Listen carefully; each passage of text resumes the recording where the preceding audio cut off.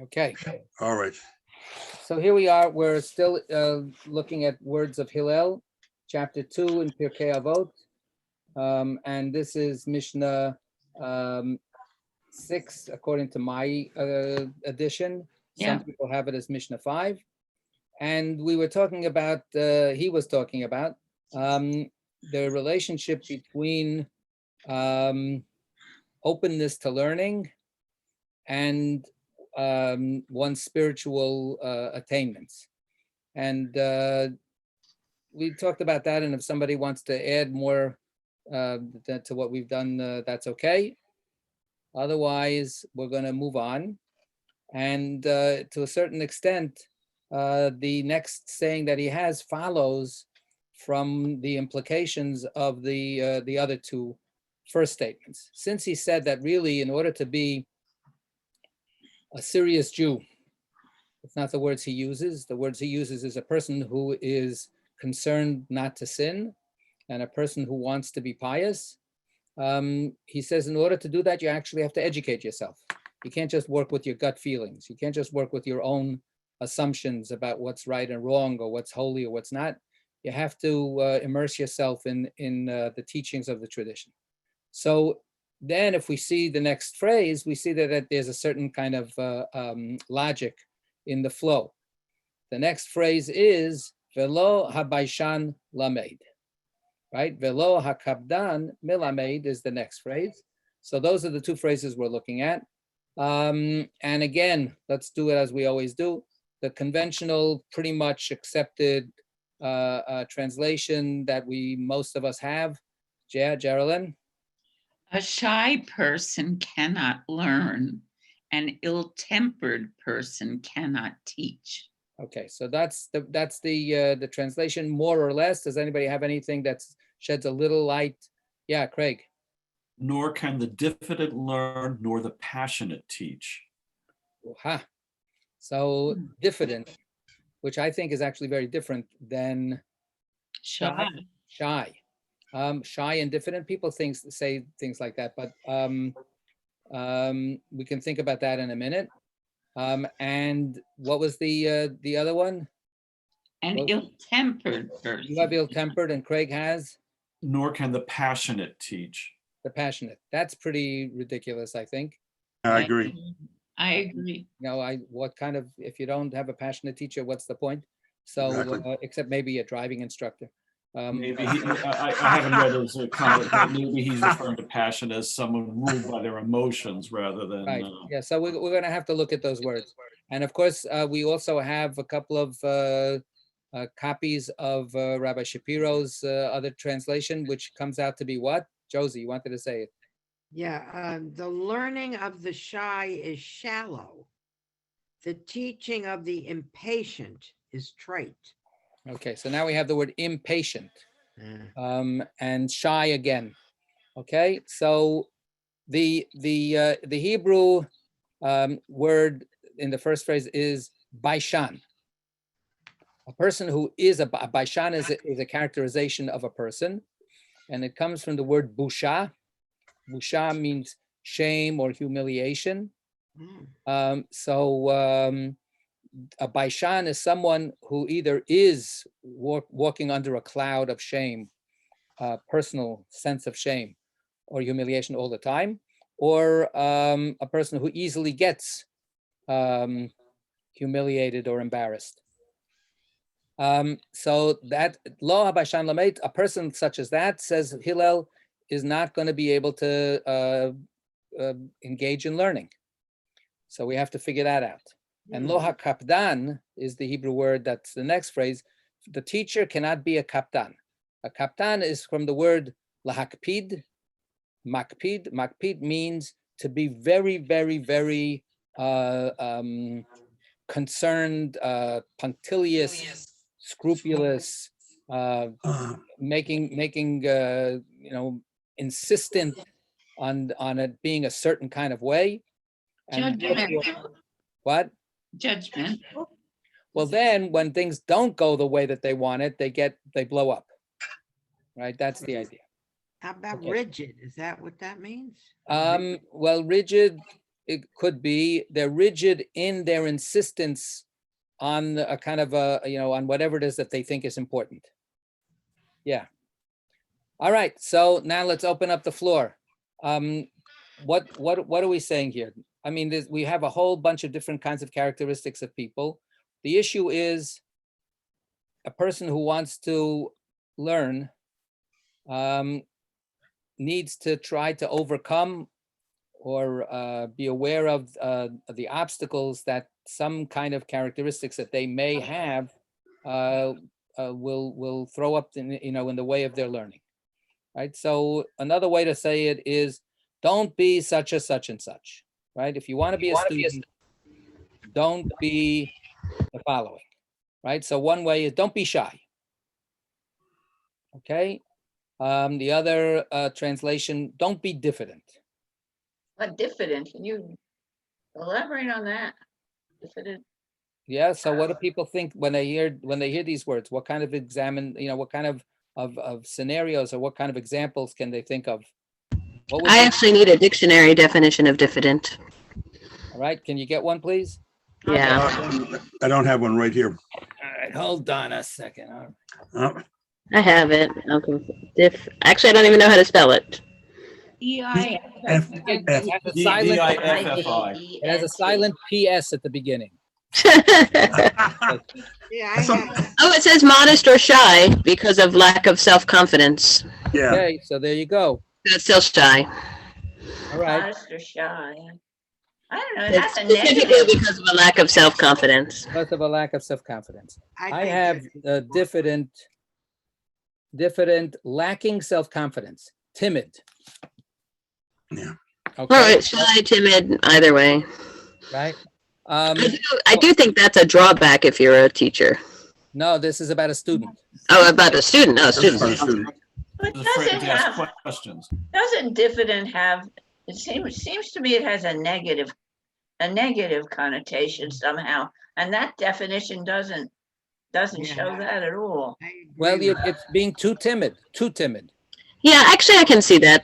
That's a disadvantage for either, really. Geraldine, then Josie.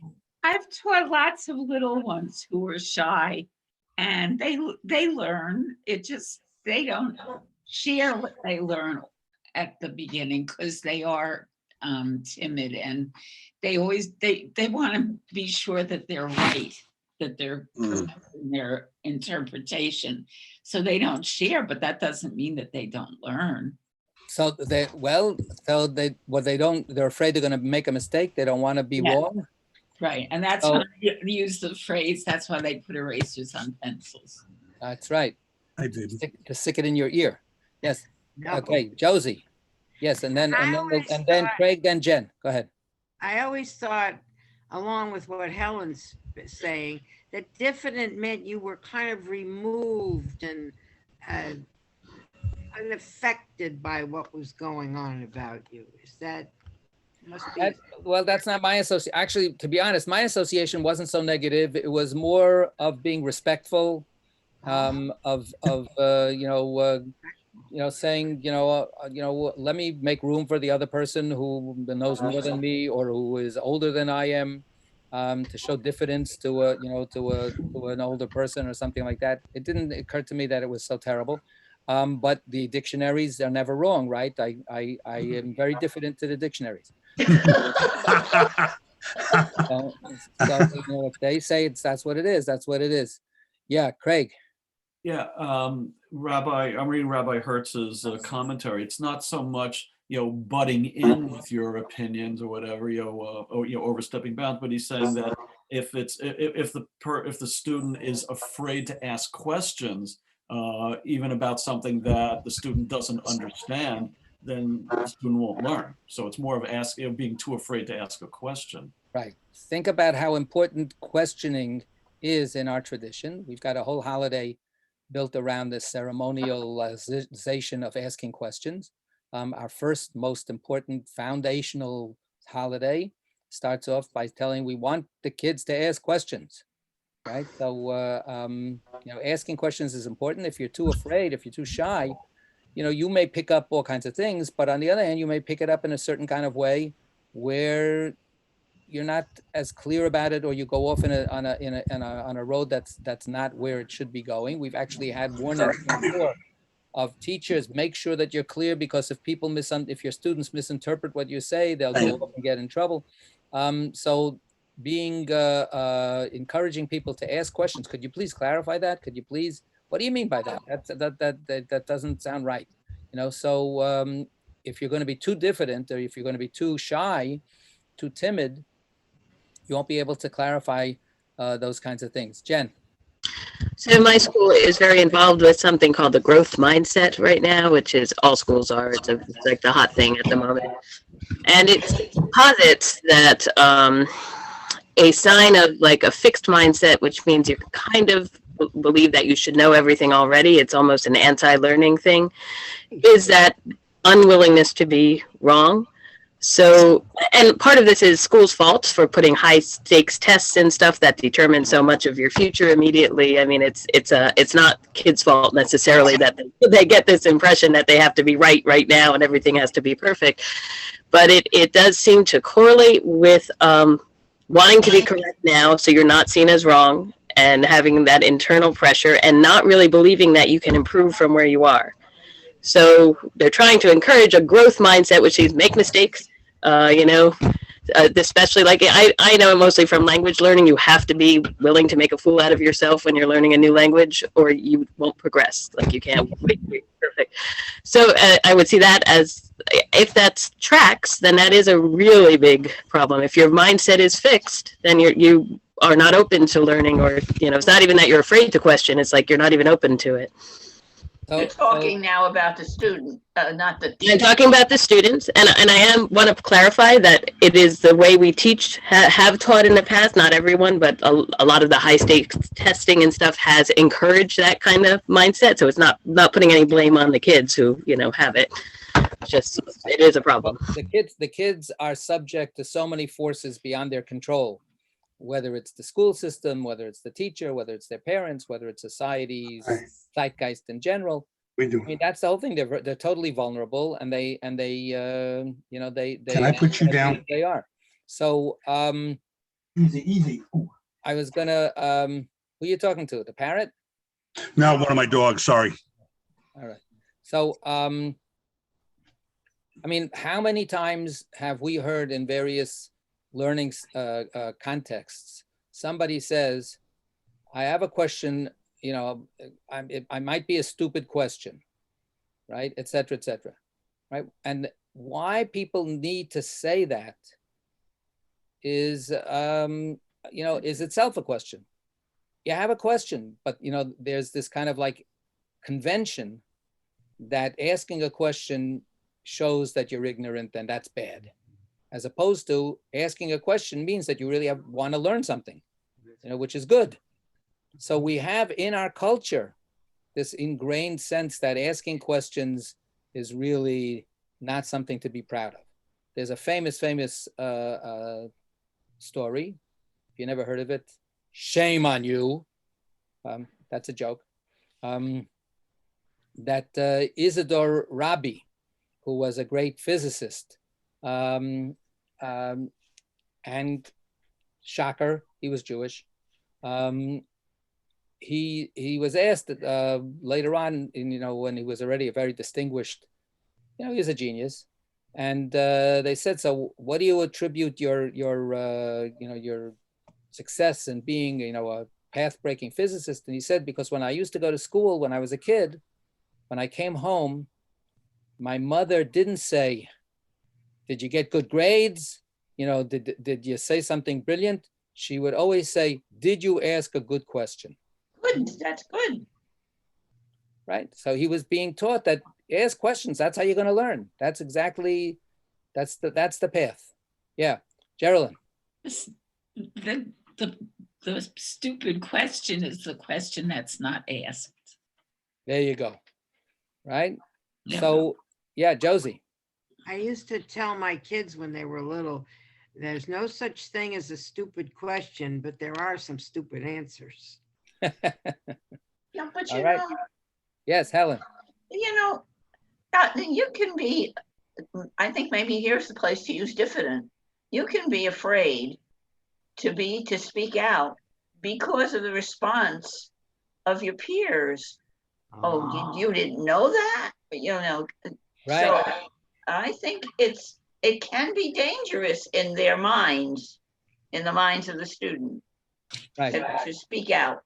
So I think what we would all, from what we're all contributing here, what we're understanding is asking a question should be an act of opening up, which means that you're making yourself vulnerable.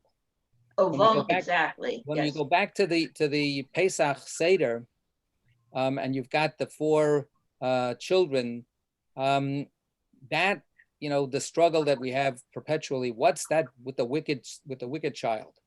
The answer is because that person is not using the question as an opening. They're using the question as a weapon. They're using the question as an attack, as, when we use those kinds of questions, rhetorical questions or kind of put down questions, who do you think you are? That theoretically, that's a question. Don't you know that? Right. So how you ask the question and what your intent is in asking the question is really important. And a question asked in good faith puts you into a vulnerable place. And then it's really the culture that you're in, the peers that you're with. Is it going to be safe for you to open yourself up? Are you going to be yelled at or jeered at by other people? And coming back now to the second part, to the teacher, is the teacher going to blow up? Didn't you read the assignment? Right. Did you how many times do I have to say this? And the halacha officially, not an easy halacha to abide by, is that a teacher who is asked by a student in good faith is required to explain the same thing. The halacha goes, even if it's 100 times, right? So this is not so easy. Mea culpa. I don't always succeed in being patient like that, but that's the next part, right? The person who takes offense or the person who gets angry, who gets ticked off, the kapdan is the person who some little thing is gonna start trigger them off into a tirade. That's not going to be a teacher that people are going to be able to trust, that they can open themselves up to their their ignorance. They can expose their ignorance or expose their sense of questioning. And let's be very, very honest about where we are today. It's not just about, to take Jenn's point, it's not just that there's this set body of knowledge. There's 100 pieces of information. Let me test you. Oh, you only got a 42, so you still have another, bunch of stuff to learn. It's not about just that kind of quantitative amount of information. It's also about perspective. It's about a living kind of wisdom and knowledge, especially the Torah. So when people were silenced for generations, women couldn't participate in study, right? Or if they could, they had to be very quiet, right? They could be seen but not heard. So they couldn't ask some of the questions that nobody else was asking, right? The questions that come up, you may have a question that nobody else has asked before, has been able to see that there's a problem. And it's not just an informational question, maybe it's a values-based question. Maybe it's really a question that comes out of your own personal experience that nobody has ever credited before. Nobody's paid attention to. So you have something to contribute by asking that question that is not going to get asked unless you ask it. So if you're going to be ashamed to ask it, then we're going to be all deprived of making that breakthrough, of learning that new thing that we all need to learn.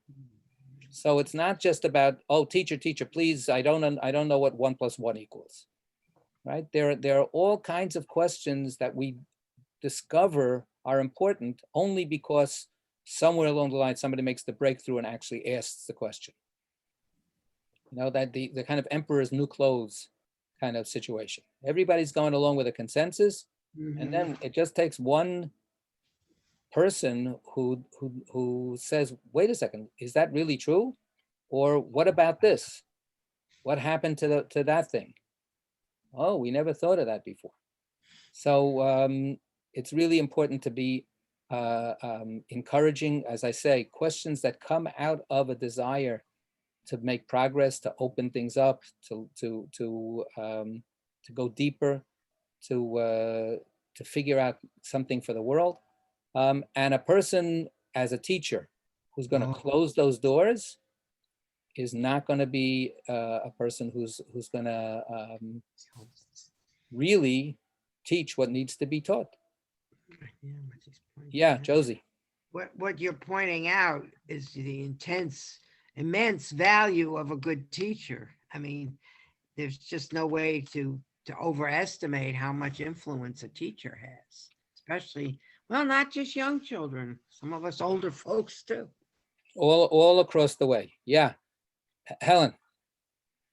And I think you have to give the student the bravery, the courage, and the knowledge of how to handle a bad response to his question.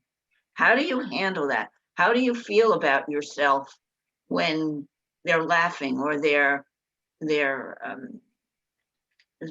making you feel miserable because you're sorry you opened your mouth? Right. That's a whole issue, right? How do you support the person when they're in a really unfortunate situation? It could be a one-time thing, or sometimes it's like, you know, I'm stuck with this teacher for a whole year. You know, it's not just one time. So much a teacher is what the students, the response of your peers, and what you say to yourself. It could be, right, could be anybody, could be the peers. You're stuck with a group and you're not going to be taken out of that class for the whole year. Could be a teacher. I mean, when I'm thinking of our son, back in it was either late elementary school or early middle school. It didn't make a difference. It was all in the same day school. Had a teacher who, he had a miserable time with that teacher, and guess what? The teacher had a miserable time with him, and it was really painful. And one of the things we said to him is, you know what, Yona, this is going to teach you that you're going to find some very difficult people out there in your life, and you're not going to let this, you know, put you down. You're gonna endure it. You know, don't get in the way, don't make it worse, but don't let it, like, you know, Helen is saying, don't let it affect how you yourself feel about yourself, or what, you know, what you're actually really experiencing. Don't let it erase that. Geraldine, you wanted to say something? I had a little girl in 3rd grade who was gifted, but she was in a class with children who nobody was anywhere near her. Torture, very hard. She didn't have any friends except a little girl who had a learning problem. And they became very dear friends.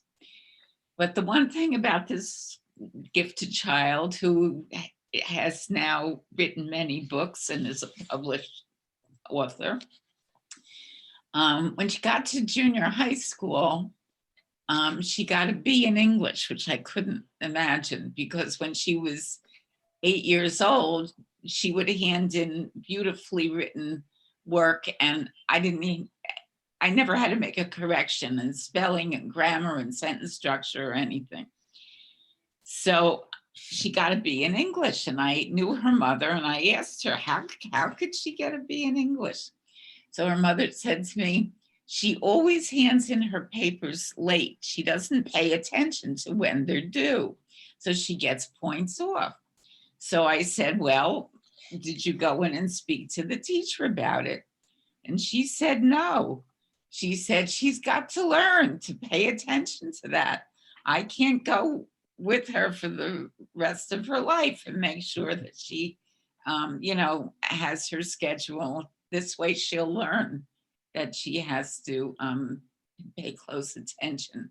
So as gifted as she was, she needed to learn that and put that inside herself. It's tricky. It's how we feel about ourselves that helps us to learn.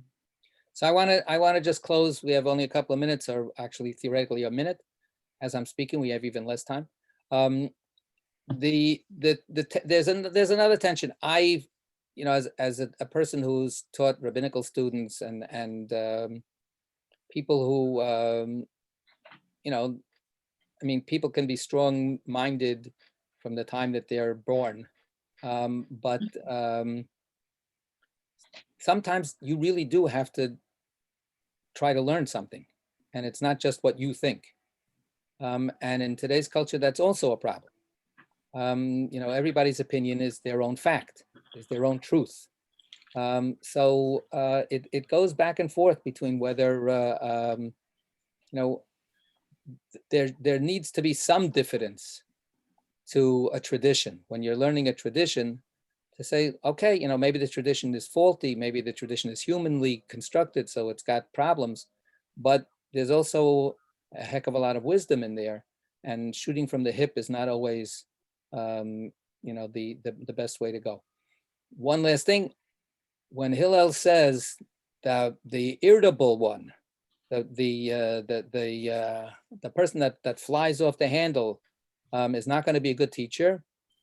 Remember the story of him and Shammai, when the person comes and asks each one of them, teach me the Torah on 1 foot. And Shammai goes after him with a ruler. He goes after him with a stick and wants to beat him over the head, because he says, how dare you show no diffidence to our tradition, that you're so disrespectful. And then Hillel takes a deep breath and says, well, how am I going to be able to phrase this to this guy? And ends up turning him around. So, that's part of the backstory for this also. All right, we'll continue, God willing, next week. Be well, everybody. Tasha Clark, stay safe, everybody. So,